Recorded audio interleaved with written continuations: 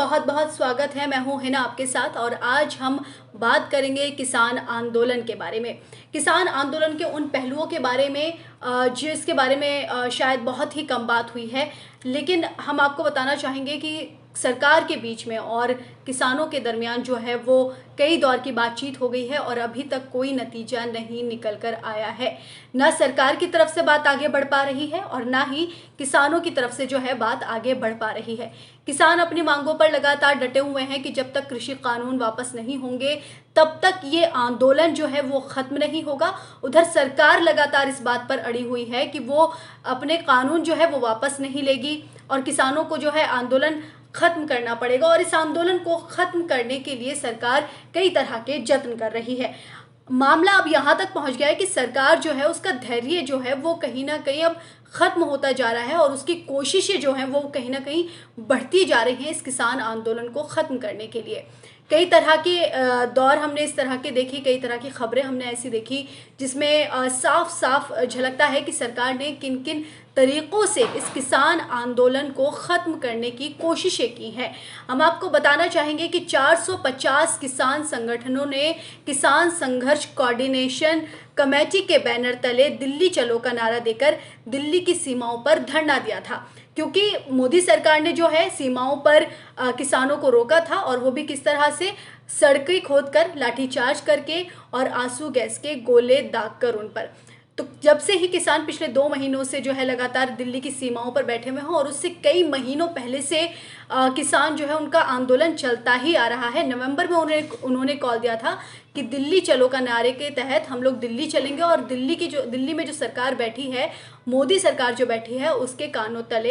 कानों तक हम अपनी बात पहुंचाएंगे। उधर जिस तरह से मोदी सरकार जो है, जिस तरह से उन्होंने एक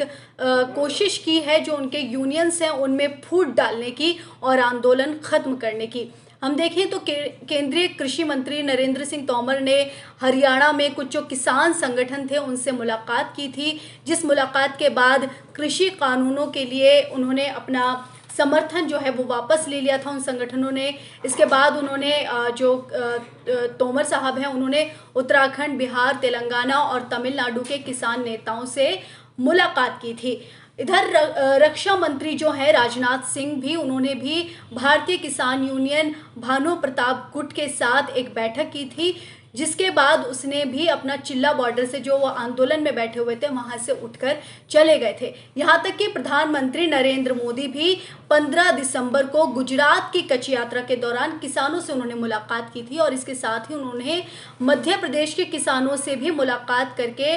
बार बार ये बात दोहराई थी कि कृषि कानून जो है वो किसानों के हित के हैं और एमएसपी को किसी भी कीमत पर ख़त्म नहीं किया जा रहा है। ये एमएसपी वाली बात उन्होंने कई बार ट्विटर के ज़रिए भी किसानों के में पहुंचाने की कोशिश की है, लेकिन किसानों ने जो है मोदी सरकार पर यकीन करने से इनकार कर दिया। इसके बाद बात करते हैं टीकरी बॉर्डर पर, जब भारतीय किसान यूनियन एकता उर्गान जो संगठन है उसने जो अर्बन नक्सल के मामले में जो लोग गिरफ्तार किए गए हैं या और दिल्ली दंगों के जो कुछ आरोपी हैं, जैसा दावा दिल्ली जो पुलिस है वो कर रही है, उन आरोपियों को रिहा करने की मांग उन्होंने रखी थी। उसके बाद बीजेपी ने आंदोलन के मकसद पर सवाल उठाने शुरू कर दिए थे और कहा था कि ये जो आंदोलन है उसमें वो अपने मुद्दे से भटक गया है और कहा गया था कि अल्ट्रा लेफ्ट ने इस पूरे आंदोलन को हाईजैक कर लिया है। कुछ रिपोर्ट्स में ये भी कहा गया कि सरकारी सूत्रों का हवाला देकर ये बात कही गई थी कि ज़्यादातर विरोध करने वाले यूनियन वामपंथी हैं और इसी वजह से सरकार ने बात करने के लिए कहा गया था कि जो संगठन है वो जो किसानों और सरकार के दरमियान जो बातचीत चल रही है उसमें बाधा पैदा कर रहे हैं ये संगठन। तो वामपंथी जो है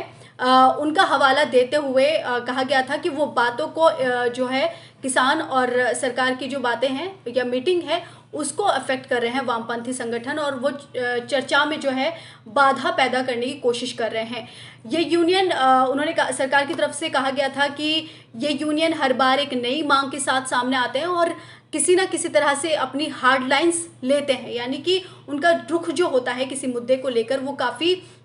रेडिकल होता है, काफ़ी हार्ड लाइन वो लेते हैं अपने मुद्दों को लेकर। इसके बाद सरकार ने जो पैंतरा अपनाया वो था इंटरनेट शटडाउन का और अकाउंट सस्पेंड करने का। जी हाँ, हमने कई मौक़ों पर ऐसे देखा है। शुरुआत में अगर हम देखें तो जिस तरह से टीकरी बॉर्डर, गाज़ीपुर बॉर्डर और सिंघू बॉर्डर पर किसान जो थे उन्होंने लगातार इस तरह की बात उठाई थी कि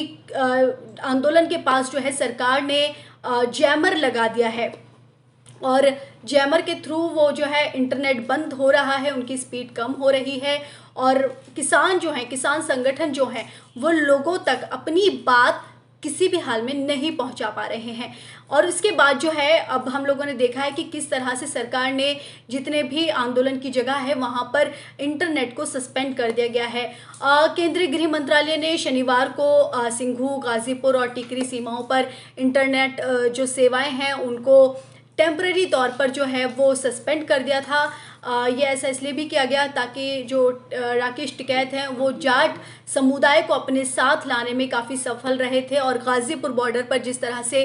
उत्तर प्रदेश की सरकार है उसने उस आंदोलन को ख़त्म करने की कोशिश की थी, उसके बाद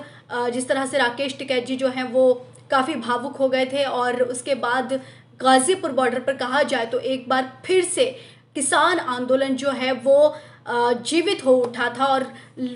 पूरा वो गाज़ीपुर बॉर्डर जो है एक जन सैलाब से जो है पूरा भर गया था। तो दिल्ली की सीमाओं पर जो जहाँ पर भी विरोध प्रदर्शन चल रहे थे वहाँ पर इंटरनेट को सस्पेंड कर दिया गया, होम मिनिस्ट्री के कहने पर, उसके आदेश पर। और इसी के साथ साथ हरियाणा के जो 22 ज़िले हैं उनमें से 17 ज़िलों में एसएमएस सेवाएं बंद कर दी गई और साथ ही इंटरनेट को भी सस्पेंड कर दिया गया। और इसकी जो अवधि थी, जो टेम्पररी तौर पर जो बंद किया गया था इंटरनेट, उसकी अवधि भी बढ़ा दी गई थी। अब हरियाणा में जो इंटरनेट सस्पेंड किया गया है वो दरअसल कोई उसको बहुत ही मामूली तौर पर हम नहीं ले सकते हैं। इस पूरे आंदोलन को अगर हम देखें तो हरियाणा ने बहुत ही अहम किरदार निभाया है इस आंदोलन, इस किसान आंदोलन को तेज़ करने में। हम अगर गाज़ीपुर पे जिस तरह से हमने किसानों से बात की या हम लोगों ने सिंघू बॉर्डर पर बात की, टिकरी बॉर्डर पर जिस तरह से किसानों ने हमने किसानों से बात की, उसमें हमें किसानों ने बताया कि किस तरह से हरियाणा के लोग जो हैं वो खाने पीने का जो सामान है वो किस तरह से ऑर्गेनाइज करके इन बॉर्डर्स पर भेज रहे हैं और इंटरनेट के थ्रू जो है ये अपनी बात पहुंचा पा रहे थे। लेकिन खट्टर सरकार ने जो है वहाँ पे इंटरनेट सस्पेंड कर दिया और किसान आंदोलन को लेकर जो मोबिलाइजेशन हो रहा था हरियाणा के अंदर, जिस तरह से सेवाएं जहाँ पर आंदोलन चल रहा था वहाँ पे पहुँचाई जा रही थी, वो सेवाएं जो है कहीं ना कहीं बाधित करने की कोशिश की है खट्टर सरकार ने। लेकिन किसानों ने जो है हरियाणा के अंदर जितने भी धार्मिक जगह है, चाहे वो मंदिर हो, मस्जिद हो, या ढोल नगाड़े बजाकर जो है किसानों को वहाँ पर मोबिलाइज करने की कोशिश की है, किसानों को लाने की कोशिश की है, पंचायत की गई है किसान आंदोलन के लिए और उन तक जो किसान आंदोलन है वहाँ तक उन तक वो सेवा पहुँचाने की कोशिशें की गई हैं। ये पूरा जिस तरह से कहा जाए कि सरकार ने जो है इस पूरे आंदोलन को कहीं ना कहीं इफ़ेक्ट करने की कोशिश की है। अब जिस तरह से सरकार ने जो है कहा गया कि क्यों बंद कर रही है इंटरनेट, तो उसने बताया कि टेलीकॉम सर्विसेज पब्लिक इमरजेंसी और पब्लिक सेफ्टी रूल्स 2017 के तहत पब्लिक सेफ्टी को बनाए रखने और पब्लिक इमरजेंसी को कम करने के लिए ये फैसला लिया गया था ताकि वो किसान आंदोलन जो है उसको बाधित कर सके। वहीं इससे पहले जो है जब रिपब्लिक डे पर यानी कि गणतंत्र दिवस के मौके पर दिल्ली और एनसीआर के कुछ हिस्सों में पहली बार जो है किसान आंदोलन के दौरान जो है सेवाएं जो हैं वो इंटरनेट की बंद की गई थी। और उस दौरान जैसे हम सबको पता है कि ट्रैक्टर रैली के दौरान हिंसा किस तरह से हुई थी। जो किसान थे उन्होंने बहुत ही शांतिपूर्ण तरीके से जो है वो अपनी रैली निकाली थी, लेकिन उसमें पुलिस और किसानों के दरमियान झड़प हुई थी और काफ़ी विवाद उसके बाद खड़ा हुआ। तो ये इस तरह से इंटरनेट जो है वो इंटरनेट के ज़रिए इस आंदोलन को सरकार ने तोड़ने की कोशिश की है। लेकिन 1 फरवरी को जो चीज़ हुई है वो बहुत ही फ्रीडम ऑफ स्पीच के लिए कहा जाए या डिजिटल जो फ्रीडम है उसके लिए बहुत ही एक बुरा दिन के तौर पर उसको लिया जा सकता है। और जो सरकार की साजिश रही है इस पूरे आंदोलन को तोड़ने के लिए, उसमें ट्विटर भी कहीं ना कहीं शामिल हो गया है। ट्विटर ने 1 फरवरी को कई खातों को सस्पेंड कर दिया, जिनमें से ज़्यादातर किसान आंदोलन के समर्थक थे। ट्विटर ने लीगल डिमांड का हवाला देते हुए कई जो सोशियो पॉलिटिकल एक्टिविस्ट हैं उनके, पत्रकारों के, और जो पत्रकार हैं और जो ऑर्गेनाइजेशंस हैं उनके अकाउंट सस्पेंड कर दिए थे। इन जो अकाउंट सस्पेंड किए गए थे उनमें किसान एकता मोर्चा, जो बहुत ही अहम जो ट्विटर हैंडल था, उसको बंद कर दिया गया था। और ट्राइबल एक्टिविस्ट हैं हंसराज मीना, उनका बंद किया गया था। द कैरवान, हम सब लोग जानते हैं कि किस तरह का काम करता है और किस तरह से कार्रवाई की गई है इस पूरे दौरान, उसको भी बंद किया गया था। और साथ ही आम आदमी पार्टी के जो एमएलए हैं जर्नैल सिंह और कई सारे पत्रकार, उनका जो है ट्विटर हैंडल जो है वो टेम्परेरी तौर पर सस्पेंड कर दिया गया था। क्यों बंद किया गया था? Union ministry of electronics and information technology ने ट्विटर को 250 से ज़्यादा खातों को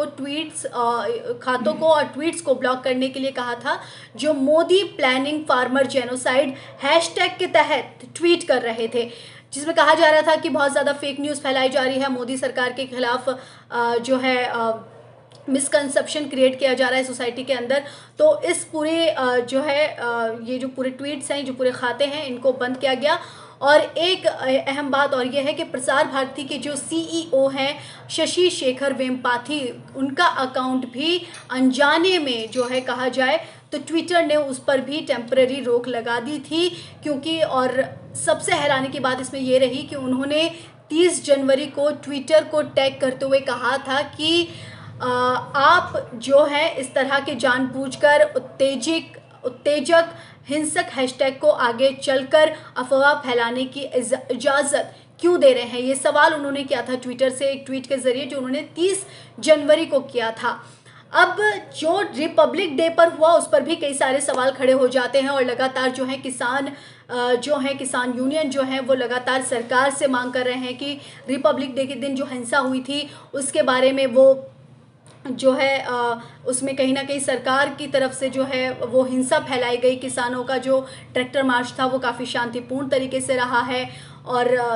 जो है सरकार कहीं ना कहीं उसकी जिम्मेदार है। सरकार इस बात की जांच कराए कि जिसने वहाँ पर रिपब्लिक डे के दिन जो ट्रैक्टर रैली निकाली थी किसानों की तरफ से, उसमें जो हिंसा हुई है उसकी जांच कराए, और जो लाल किले पर जो झंडा फहराया गया निशान साहिब का, उसकी भी जांच होनी चाहिए। और हालांकि कई सारे सवाल भी किए जा रहे हैं इस दौरान कि पुलिस ने आईटीओ या लाल किले में जाने की क्यों इजाज़त दी। और साथ ही हम आपको बताना चाहेंगे कि जो सिंघू बॉर्डर से जो रैली निकली थी वो अपने रूट पर निकली थी, और संजय गांधी ट्रांसपोर्ट नगर जो है वो एक रूट था सिंघू बॉर्डर से ट्रैक्टर रैली निकलने का। 26 जनवरी को संजय गांधी ट्रांसपोर्ट नगर पर लाठीचार्ज हुआ है किसानों के ऊपर उस परेड के दिन। उसके विजुअल्स भी हम सबके सामने आए हैं। उनके ऊपर आंसू गैस के गोले दागे गए थे पुलिस की तरफ से, और कई जो किसान हैं उसमें ज़ख्मी हो गए थे। और जिसके जब हम लोग उस दिन ग्राउंड पर थे और हमें उस बारे में ख़बर मिली कि लाठी चार्ज के बाद किसान कंफ्यूज हो गए थे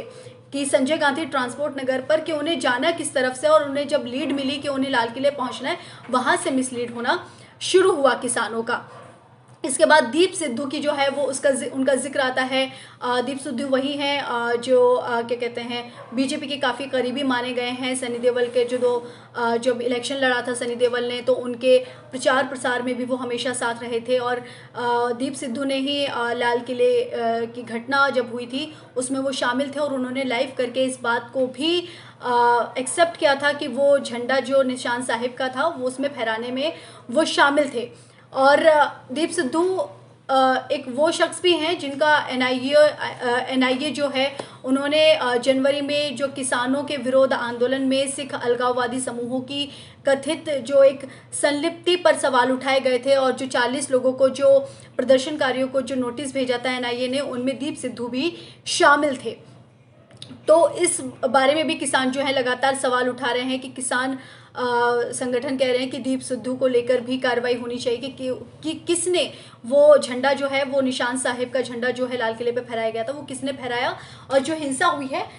उसके पीछे कौन शामिल है, इसको लेकर भी सरकार जो है वो निष्पक्ष तरीके से जो है वो जांच करे। कुछ किसानों ने बताया था कि पुलिस ने जो है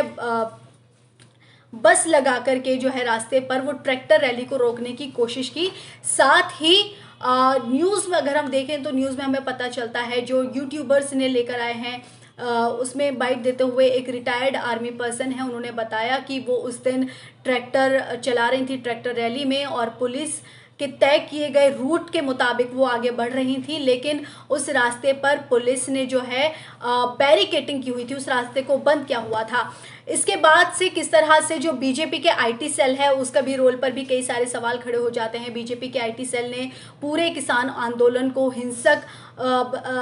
अतिवादी जो हैं उनके रूप में दिखाने की कोशिश की थी। सिख विरोधी जो भावनाएं हैं, जिस तरह से ट्विटर का उन्होंने या सोशल मीडिया का इस्तेमाल करके भावनाएं हैं उनको उकसाने की कोशिश की और साथ ही समुदाय जो है सिख समुदाय उसके खिलाफ भयानक हिंसा के इतिहास का भी सहारा लिया गया। तो अधिकारियों ने जो है जो सरकारी अधिकारी हैं या पुलिस है उन्होंने कई यूनियन नेताओं और पत्रकारों के खिलाफ भी एफआईआर दर्ज की है, जो लगातार किसान आंदोलन को लेकर कवरेज कर रहे हैं। किसान आंदोलन से जुड़ी जो बातें हैं वो लोगों तक पहुंचा रहे हैं, उनके खिलाफ कई तरह की कार्रवाई की गई है और उत्तर प्रदेश पुलिस ने भी इसके बाद कई अपने जो कार्रवाई है उसको तेज़ करते हुए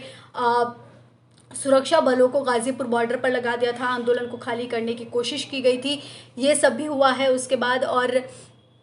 पुलिस अब जिस तरह से इस पूरे घटनाओं के बाद एफआईआर का सहारा लिया गया है, पुलिस ने कई जो है भारतीय दंड संहिता की धाराओं के अलावा यूएपीए पर एफआईआर दर्ज की है और साथ ही पुलिस ने जो मामले दर्ज किए हैं उनमें देशद्रोह का मामला दर्ज किया है, दंगे भड़काने समेत घटनाक्रम के बारे में ट्वीट करने के लिए पत्रकारों पर कार्रवाई हुई है। इसमें जो फ्रीलांस जर्नलिस्ट हैं मनदीप पुनिया उनको भी गिरफ्तार किया गया था और 14 दिन की न्यायिक हिरासत में भेजा गया था। हालांकि उनको अब जमानत मिल चुकी है और उन पर इल्ज़ाम लगाया गया था कि पुलिसकर्मियों के साथ वो छेड़छाड़ कर रहे थे और उनके जो काम की बाधाएं हैं वो पैदा कर रहे थे। इसके अलावा हम जिस तरह से खबरें आई हैं हम देख चुके हैं कि एनआईए ने कितने किसान नेताओं को और कितने जो किसान संगठन हैं और किसान हैं उनको एनआईए ने नोटिस भेजा है, व्हाट्सएप के ज़रिए जो है नोटिस भेजा है, उन लोगों को भी नोटिस भेजा है जो किसानों के समर्थन में खड़े थे। और साथ ही हमने ये भी देखा है कि जो आड़तियाँ हैं पंजाब में उन पर किस तरह से इनकम टैक्स की रेड जो है वो की गई थी, किस तरह से कार्रवाई की गई इस पूरे आंदोलन को ख़त्म करने के लिए। इसके साथ ही मीडिया ट्रायल्स किस तरह से कराया गया है सरकार के द्वारा। देखिए राष्ट्रीय किसान मजदूर संगठन जो है उसका कहना था कि जब ट्रैक्टर रैली उन्होंने निकाली 26 जनवरी के दिन तो सुबह 11:30 बजे तय किए गए रास्ते पर शाम 4 बजे बिना किसी परेशानी का सामना किए वो वापस लौट गए थे और बहुत ही शांतिपूर्ण तरीके से उन्होंने अपनी रैली निकाली थी, लेकिन उन्हें अपनी शांतिपूर्ण परेड की जो कवर करने के लिए कोई रिपोर्टर वहां मिला ही नहीं था। यानी कि जो शांतिपूर्ण तरीके से रैली कर रहे थे या आंदोलन कर रहे हैं, जो मेन स्ट्रीम मीडिया है, जो ब्रॉडकास्ट मीडिया है, जिसे लगातार गोदी मीडिया के नाम से जो है किसान संबोधित कर रहे हैं, उन्होंने उस शांतिपूर्ण जो है रैली जो है या आंदोलन जो है वो कवर नहीं कर पा रहा है। ये इस मीडिया ने जो है इस पूरे आंदोलन को आतंकवादी और खालिस्तानी के रूप में दिखाने की कोशिश की है अभी तक। और जिस तरह से सरकार की तरफ से और मीडिया की तरफ से जो कार्रवाई की गई है इस किसान आंदोलन को लेकर या जिस तरह से दर्शाने की कोशिश की गई है वो बहुत ही राष्ट्रीयवादी जो भाषा है उसमें विरोध प्रदर्शन की निंदा की गई है और इसमें कहीं ना कहीं जो सरकार है उसने अनदेखी करने की कोशिश की है इस आंदोलन की। प्रदर्शनकारी जो है उनको आतंकवादी और राष्ट्र विरोधी के तौर पर लेबल किया गया है और विरोध प्रदर्शन जो है उसको दिखाया गया है कि इसमें बहुत ही कम लोग हैं, बहुत ही सीमित लोग हैं और सिर्फ वही लोग हैं जो एग्रीकल्चर से या फार्म से जुड़े हुए हैं, जबकि ऐसा नहीं है। इसमें कई सारे स्टूडेंट भी शामिल हैं, इसमें कई और तरह के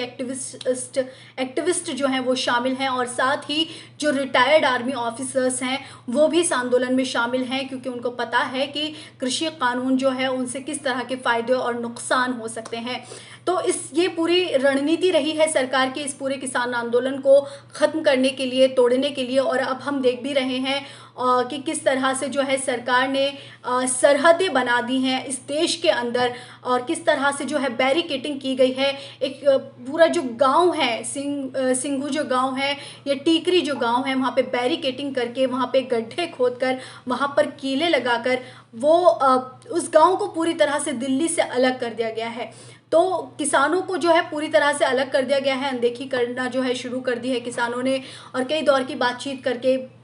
मीटिंग करके किसान आरोप लगा रहे हैं कि सरकार जो है हमें थकाना चाहती है। तो आज ये सब देखकर लगता है कि जैसे देश में एक अनडिक्लेयर्ड इमरजेंसी है, लोग डरे हुए हैं, सहमे हुए हैं, और मीडिया जो है एक अलग तरह से काम कर रहा है, जिसे किसान लगातार कह रहे हैं कि ये गोदी मीडिया है जो सिर्फ सरकार का पक्ष दिखाती है। अब देखकर लगता है कि कभी भी किसी को भी गिरफ्तार किया जा सकता है, किसी का भी अकाउंट जो है वो सस्पेंड कर दिया जाएगा। अगर आप जो है सरकार के विरोध में बात करते हैं तो आप इन सब के लिए तैयार रहिएगा। हो सकता है कि कल आपका अकाउंट जो है सस्पेंड कर दिया जाए, हो सकता है कि आप घर से कल बाहर कोई सामान लेने के लिए, ख़रीदने के लिए निकले और आपको जो है पुलिस पकड़ कर ले जाए और आपके घर वालों को पता भी ना चले। ये इस तरह की चीज़ मनदीप पुनिया के साथ हुई है कि कई घंटों बाद उसके परिवार वालों को पता चला है कि मनदीप पुनिया जो एक फ्रीलांस जर्नलिस्ट हैं द कैरवान के साथ, उनको पुलिस ने गिरफ्तार कर लिया है। तो ये कल आपके साथ भी हो सकता है। तो ये जो सरहद, और अब ऐसा लगता है देखिए कि कहीं भी अपने देश के अंदर जो है हम सरहदें देख सकते हैं, कहीं भी बैरिकेटिंग लगा सकती है सरकार, कहीं भी गड्ढे खोद सकती है सरकार, और कहीं भी कीले लगा सकती है कि आप जो हैं किसी भी गांव में पैदल चलकर जाने लायक भी नहीं रहेंगे। ये डर जो है ना, ये भारत के लोकतंत्र के लिए बिल्कुल ठीक नहीं है, और इतिहास भी गवाह है कि भारत के लोग ऐसे किसी डर से डरे भी नहीं हैं।